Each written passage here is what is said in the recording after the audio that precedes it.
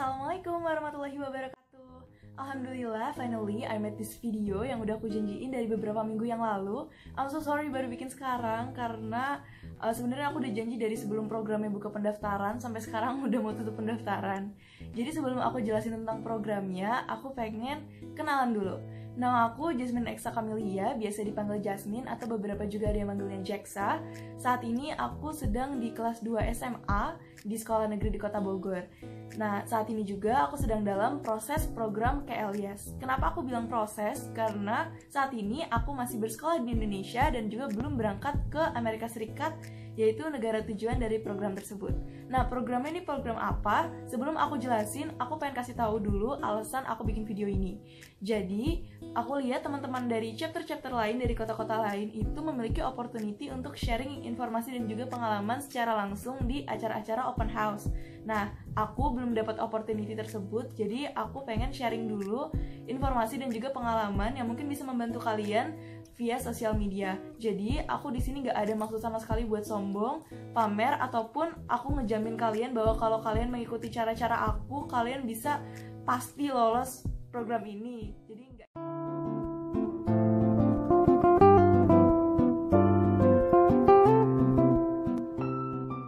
Aku pengen jelasin tentang program ini.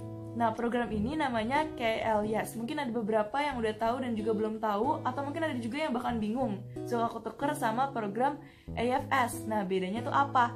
Aku pengen jelasin dulu AFS secara organisasi. Nah, AFS ini adalah non-profit organisasi. Di sini dasarnya, fondasinya adalah perdamaian dunia yang juga memprovide program international and intercultural learning. Nah, di sini awalnya AFS ini yang kepanjangannya merupakan American Field Service adalah organisasi yang berisi volunteer atau relawan ambulance driver untuk Perang Dunia I dan juga Perang Dunia II. Nah, setelah bertahun-tahun, sekarang itu juga mengelola intercultural learning yang juga salah satu programnya adalah program pertukaran pelajar. AFS ini ada programnya juga di Indonesia, dikelolanya oleh organisasi yang namanya Bina Antar Budaya yang merupakan organisasi non-profit non-pemerintah. Nah, di sini program AFS itu ada banyak macamnya. Nah, kalau KLIS kepanjangannya adalah the Kennedy Lugar Youth Exchange and Study. Nah, ini programnya pertukaran pelajar year academic year, jadi 1 tahun di Amerika Serikat untuk siswa-siswi Indonesia. Nah, awalnya KLIS ini sebenarnya adalah sebagai respon dari kejadian 9/11 tragedy. Nah, jadi dikhususkan untuk negara-negara dengan populasi muslim yang besar, salah satunya adalah Indonesia. Jadi sebenarnya bukan cuma Indonesia, tapi ada juga yang dari Malaysia, Thailand, Pakistan, dan juga lain sebagainya. Juga sebaliknya dari Amerika Serikat ke negara-negara dengan populasi muslim besar, contohnya ke Indonesia. Nah, programnya ini terbilang masih baru karena baru ada setelah Kongres di bulan Oktober 2002. Program ini tujuannya adalah untuk menjembatani populasi muslim dengan American. Bedanya apa tuh jadinya sama AFS? Nah, pertama, durasinya. Jadi kalau KLIS durasinya itu untuk di Indonesia hanya ada 1 tahun, sedangkan kalau AFS itu tergantung dengan programnya. Ada yang bisa semester program, jadi 6 bulan, ada juga yang bisa 3 bulan, 3 semester, ada juga yang bisa 1 tahun. Nah, yang kedua perbedaannya adalah negara tujuannya. Kalau KLIS itu negara tujuannya hanya 1, untuk orang Indonesia cuma bisa ke Amerika Serikat. Sedangkan kalau AFS negara tujuannya itu bisa banyak, bisa di Asia, bisa di Eropa, bisa juga ke Amerika. Nah, perbedaan yang ketiga, ini perbedaan yang paling menarik sebenarnya. Kenapa? Karena kalau AFS itu programnya biaya sendiri dan juga bisa beasiswa parsial apabila bisa mendapatkan sponsor. Nah, kalau KLIS ini merupakan beasiswa penuh. Nah, tuh kan jadi pada tertarik biasanya karena beasiswanya itu. Siapa yang membeasiswai siswa-siswa untuk berangkat ke Amerika Serikat ini? Yaitu adalah pemerintah dari Amerika Serikat sendiri. Ini dibiayainya oleh US Department of State, Departemen Luar Negeri Amerika Serikat, dan juga disponsori oleh Bureau of Educational and Cultural Affairs, ECA. Nah,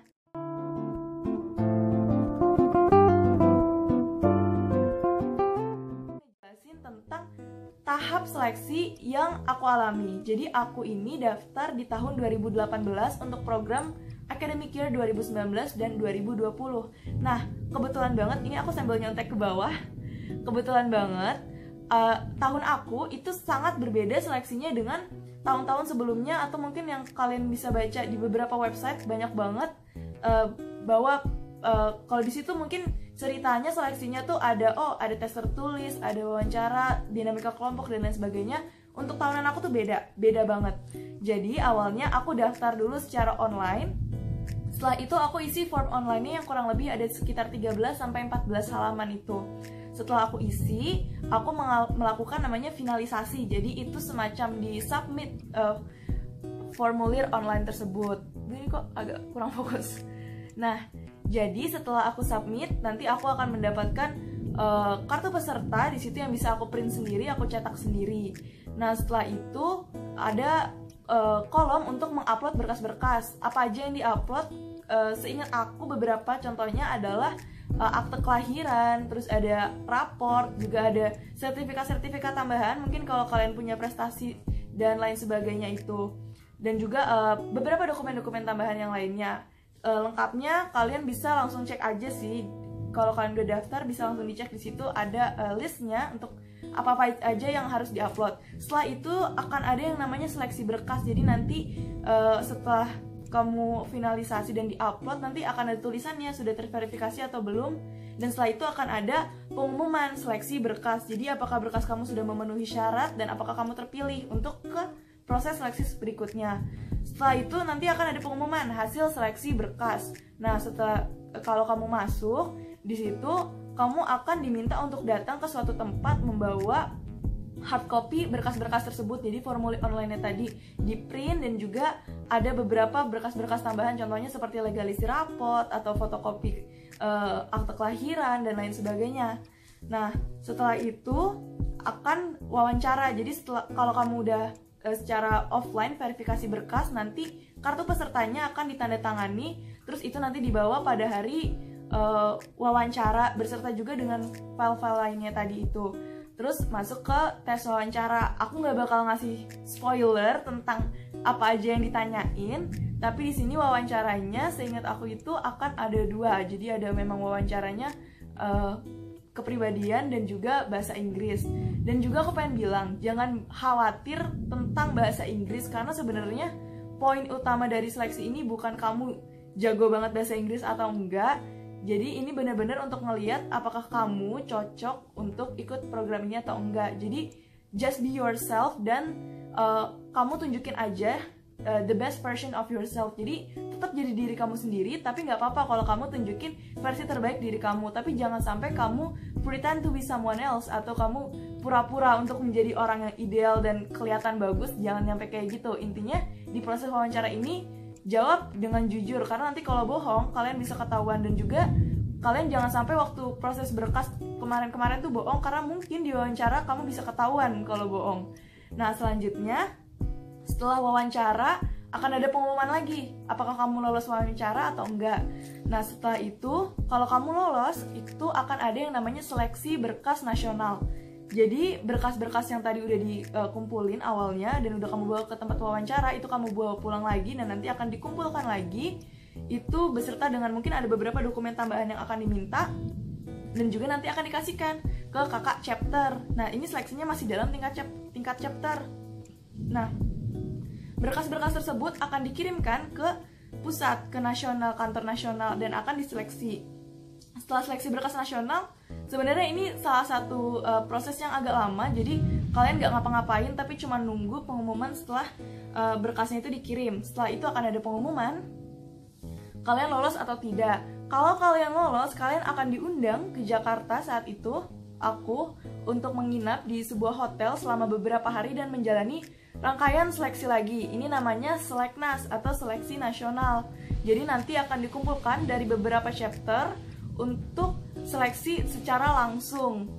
Nah, itu kira-kira ada sih jaraknya dari setelah pengumuman seleksi berkas nasional ke seleksi nasional. Nah, di pengumuman itu sebenarnya nanti kalian akan dapat link untuk mengisi online application. Jadi ini websitenya website internasionalnya gitu.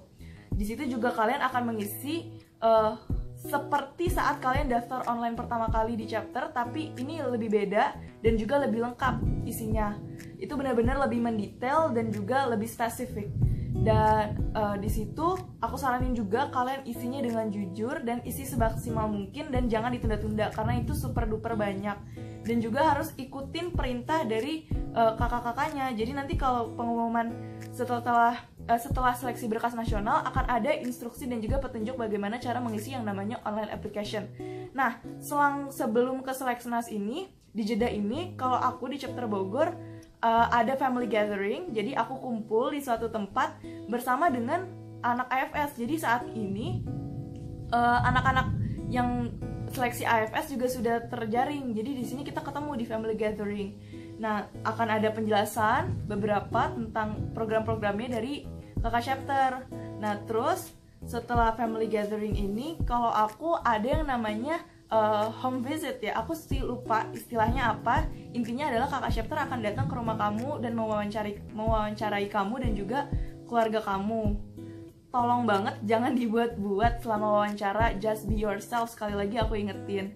Nah, setelah itu aku melalui namanya Slacknas. Di sini aku bertemu dengan anak-anak dari chapter-chapter lain macam-macam. Ada yang dari Banjarmasin, ada yang dari Jogja dan lain sebagainya.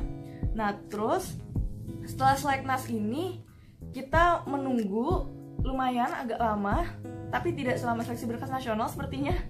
Pokoknya intinya kita menunggu. Setelah itu ada pengumuman lagi apakah kita lolos Slacknas atau enggak. Saat itu akhirnya terjaring 85 orang. Nah, di sini statusnya adalah sebagai calon finalis.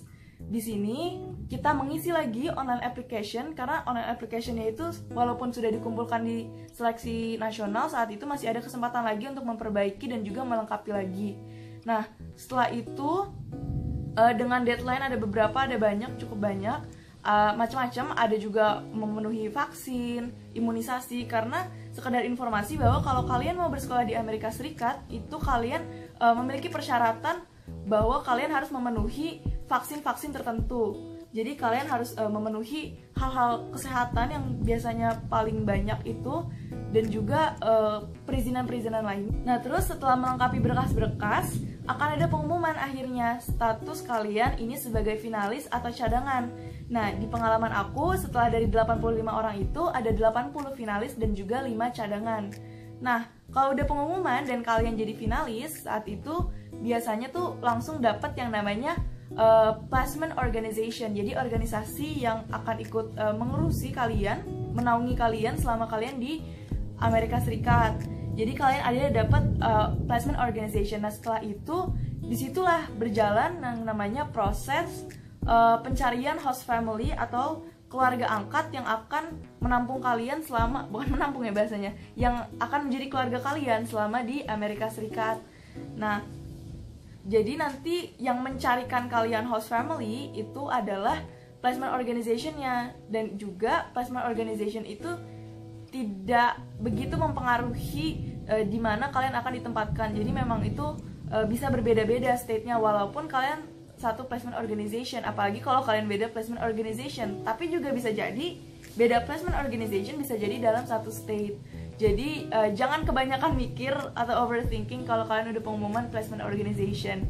Nah, setelah itu kalian tetap sambil melengkapi berkas. Jadi ada yang langsung dapat host family di awal-awal, ada juga yang bahkan bisa di akhir-akhir dapat host family-nya berdasarkan pengalaman kakak kelas. Ada yang bisa dapat di bulan Mei atau ada yang bisa lebih dari itu juga. Nah, dalam jeda itu akan ada pelengkapan berkas lagi.